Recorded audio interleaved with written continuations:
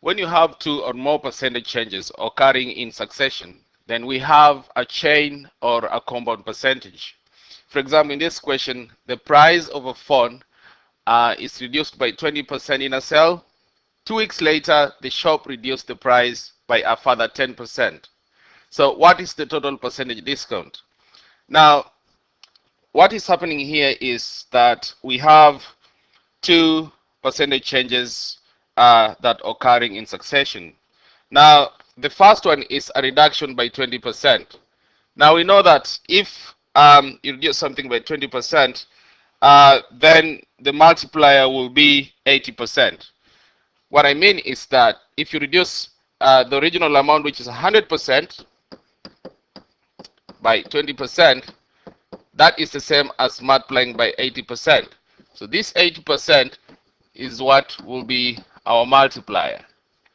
Okay? Similarly, we have a further reduction of 10%, which means our multiplier, our second multiplier will be 100% minus 10%, which will be equal to 90%. This is also a multiplier. So, just summarizing what I've said, to find a 20% decrease, we multiply by 80%. Okay, so to find a 20% decrease, we multiply by 80%, which is here. So that is our multiplier, or 0.8. Similarly, to find a 10% decrease,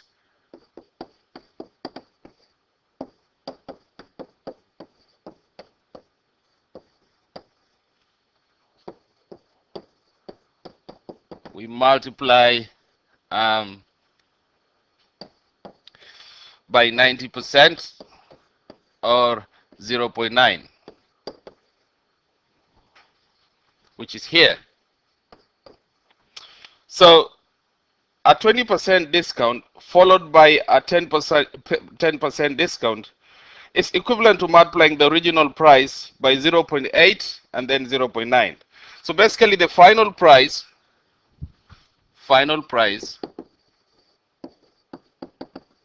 will be equal to the original price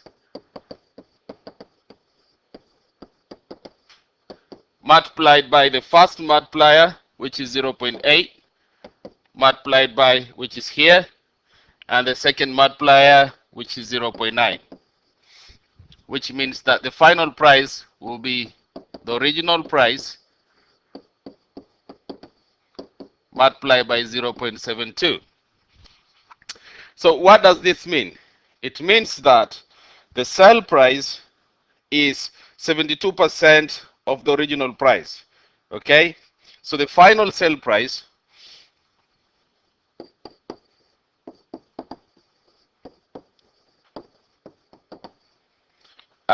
is 72% of the original price. And this is from our calculations above, which means that this is equivalent to a 28% discount. Okay? So this is equivalent to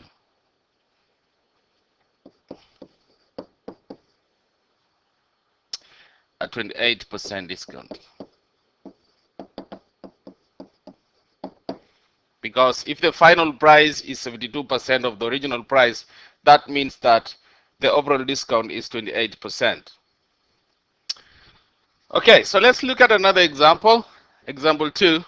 Increase $4,000 by 9% and then decrease the result by 11%. Now, let's try and inspect and find out what the multipliers are. So the first case, we are increasing by 9%, which means the multiplier will be 100% plus 9%, which is 109%, 1.09. The second case, the multiplier will be 100% minus 11%, which is equal to 89%, or 0.89. So we can use these multipliers to work out the final value after these changes. So basically the final value will be equal to $4,000 multiplied by the first multiplier, which is 1.09, multiplied by the second multiplier, which is 0.89, and what you end up with is $3,880.4.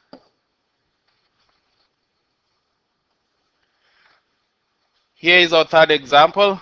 Find the single percentage increase or decrease equivalent to a 10% increase followed by a 10% decrease.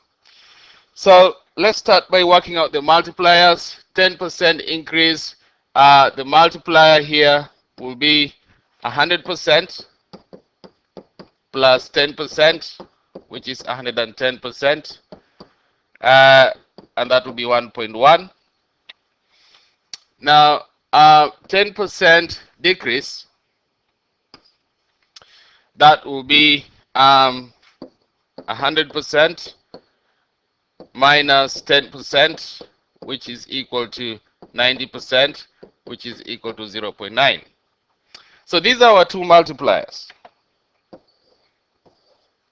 But what you want is to find the final amount. What will be the final amount in terms of the original amount? So the final amount will be equal to the original amount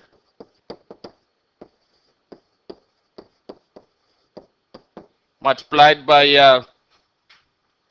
1.1 multiplied by 0.9, which will be equal to the original amount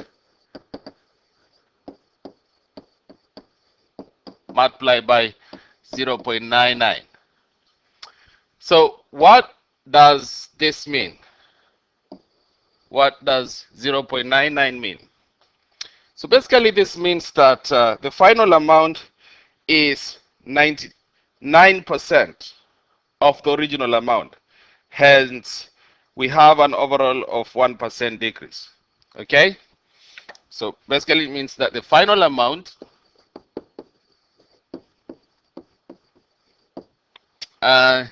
is 99% of the original amount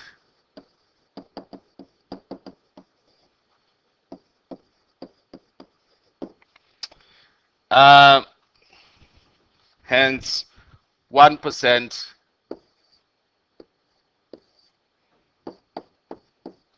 decrease.